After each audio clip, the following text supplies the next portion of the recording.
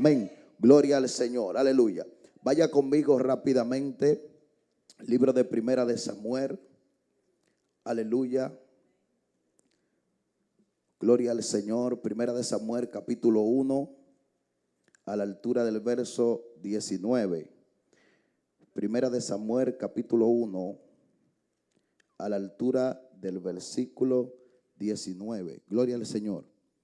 Sé que Dios tiene una palabra poderosa. Aleluya. Para las personas que están aquí. Amén. A su nombre. Gloria a Jesús. Aleluya. Primera de Samuel, capítulo 1, a la altura del verso 19. Leemos la poderosa palabra del Señor, honrando al Padre, al Hijo y al Espíritu Santo. Amén. Y levantándose de mañana, adoraron delante de Jehová y volvieron y fueron a su casa en Ramat. Y Elcana se llegó a Ana, su mujer, y Jehová se acordó de ella. Gloria al Señor. Vamos a darle gracias a Dios por la palabra. Padre, te damos gracias por tu palabra. Son eternas, son poderosas, son lámparas a nuestros pies y son lumbreras en nuestro camino. No te pido que la bendiga porque están bendecidas desde antes de la fundación del mundo, pero sí te pedimos la revelación y la ciencia de tu palabra en el nombre poderoso de Jesús. Amén, amén y amén. Quiero ministrar unos cuantos minutos con el tema Dios se acordó de ti. Gloria al Señor. Y hemos tomado como referencia una porción bíblica muy poderosa, sobrenatural. Primera de Samuel, capítulo 1 en adelante, donde la Biblia enseña que Elcana, aleluya, tenía dos mujeres. Y dice la Biblia que este hombre siempre subía a ofrecer un sacrificio. Cada vez que Elcana subía a ofrecer el sacrificio, dice la Biblia que Penina tenía hijos, pero que Ana no tenía hijos. Por lo tanto, había una rivalidad entre las dos mujeres. Dice que Penina la irritaba. Aleluya. Ana sufría, Ana se sentía mal, Ana se sentía acongojada, porque cada vez que subían a llevar el sacrificio, Penina empezaba a irritarla. Por lo tanto, Ana, estando en aflicción, sintiéndose mala, cada vez que subía no podía tener una conexión divina con el Padre. Gloria al Señor, porque en Ana había una necesidad, pero la Biblia dice que había un pacto entre Ana y Dios, porque cada vez que Ana subía con un corazón agradecido a adorar al Padre, a su nombre, a su nombre.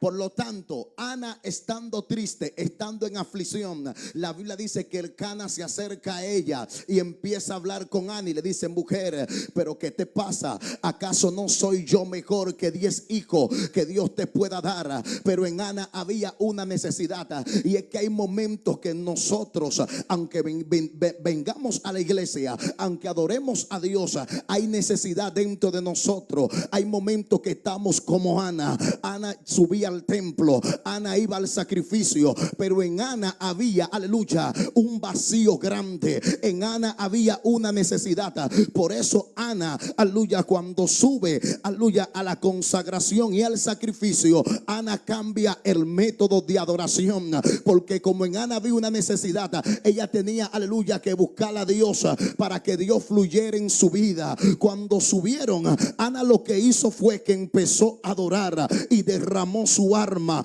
Cuando Elí la vio, Elí la tuvo por ebria. Le dijo: mujer, digiere tu vino, porque tú estás ebria. Porque hay dimensiones en Dios que la gente no la van a poder entender. Cuando tú te acercas al Padre con un espíritu dispuesto a adorarlo, aleluya, la gente no te va a entender. Elí no pudo discernir que Ana estaba rompiendo en el mundo espiritual para conectarse con el Padre. Y es que cuando tú vienes al templo, tú tienes que venir con un corazón dispuesto a adorar a Dios para que el Padre se acuerde de ti. Por lo tanto, como en Ana había una necesidad, Ana provocó a Dios, a su nombre. Y hay momentos que tú tienes que provocar al Padre para que el Padre se acuerde del pacto que hay. No es que Dios se va a olvidar, no es que Dios se olvida, gloria al Señor. Lo que pasa es que hay momentos que tú tienes que provocar a Dios para que las bendiciones que el Padre te tiene, aún sean bendiciones materiales, aún sean bendiciones espirituales. Cuando tú provocas el reino se acuerda de ti para bendecirte. Eso fue lo que hizo Ana. Ana provocó el reino, y cuando Ana provocó, por lo tanto, el reino se acuerda de ella. Entonces el reino tiene que descender. Elí la miraba como ebria, pero Dios la miraba como una mujer afligida y que tenía una necesidad. Hay gente que quizá te pueden, aleluya, mirar con otro tipo de mirada. Pueden hacerse una percepción de ti, pero la percepción que Dios tiene de ti es otra. Para Elí, Ana estaba ebria, pero para Dios, Ana tenía una necesidad. Por eso Dios se acuerda de la mujer cuando la había afligida. Aleluya. ¿Y sabe lo que dice la Biblia? Que Dios se acordó de Ana. Aleluya. Y dice que cuando Ana regresó, aleluya, el Cana se acercó a ella y se llegó a ella. Y dice que la mujer quedó embarazada, quedó encinta. Esta mujer que tenía tiempo afligida, esta mujer que entraba en depresión. Porque hay momentos que físicamente lo tenemos todo, pero cuando nadie nos ve en nuestra habitación, entramos en depresión. Cuando nadie nos ve, lloramos.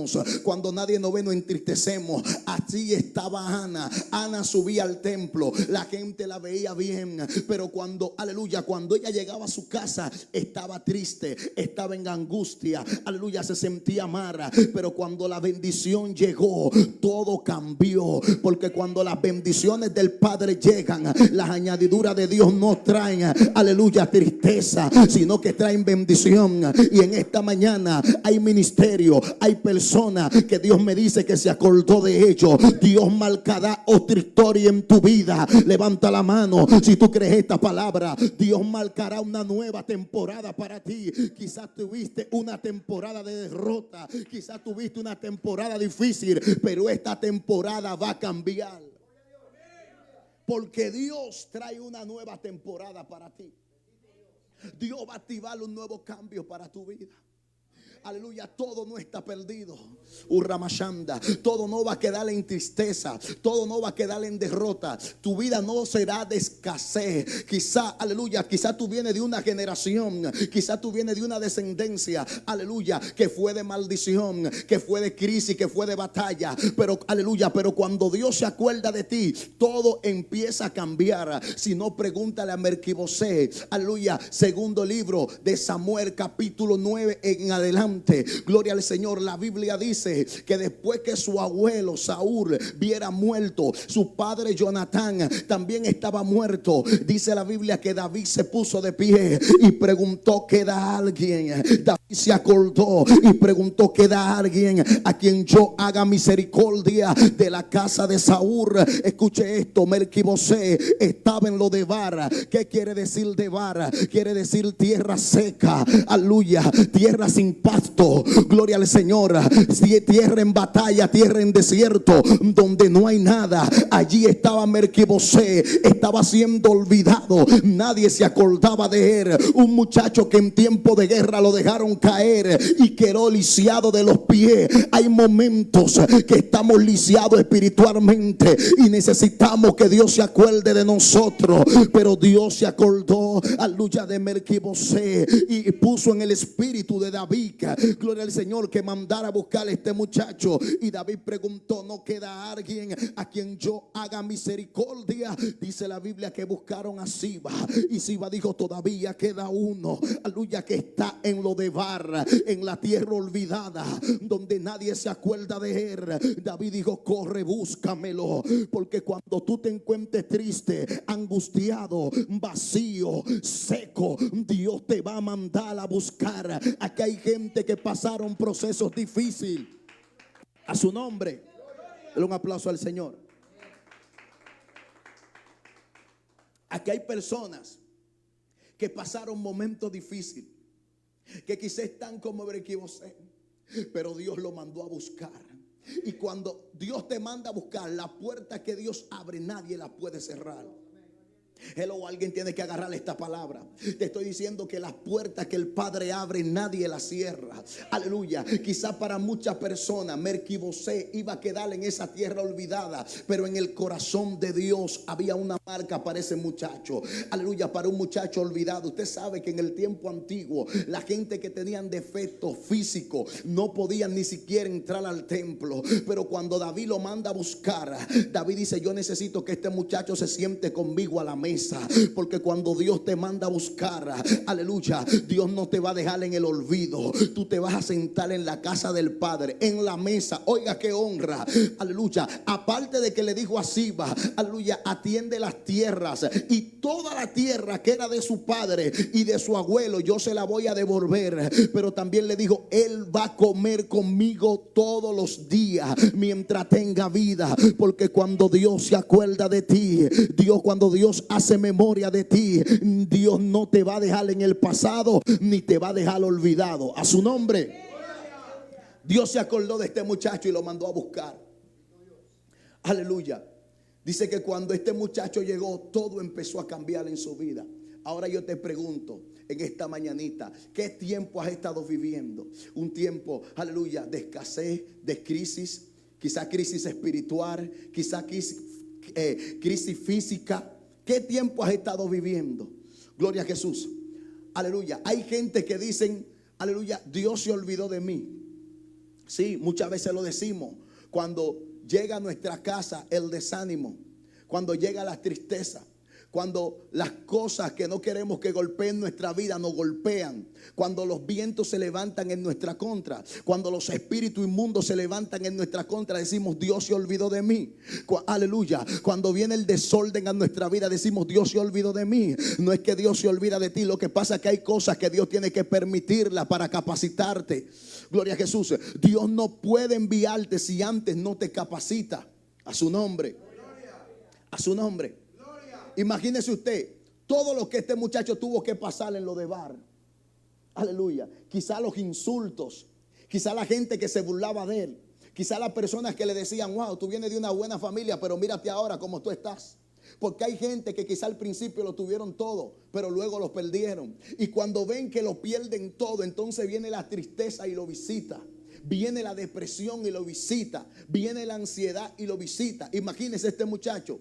Después de que su abuelo era rey, aleluya, su padre era un príncipe, su familia estaba posicionada, Dios, aleluya, trataba con su padre de manera directa por medio de un sacerdote. Perderlo todo, que su familia quede en derrota, en tristeza, que haya muerte en su casa. Cualquiera se siente mal. Cualquiera dice: Dios no está conmigo. Cualquiera dice: Dios se olvidó de mí. Cualquiera dice: Dios no me llamó. Hay momentos que cuando tú ves como que todo viene sobre ti, tú dices: ven acá, pero no fue Dios que me llamó. Yo me imagino el pensamiento de este muchacho. Aparte de perderlo todo, quedar lisiado de los pies. ¿Qué quiere decir que una persona esté lisiado de los pies? Quiere decir que no tiene movimiento. Él no se podía valer por sí solo.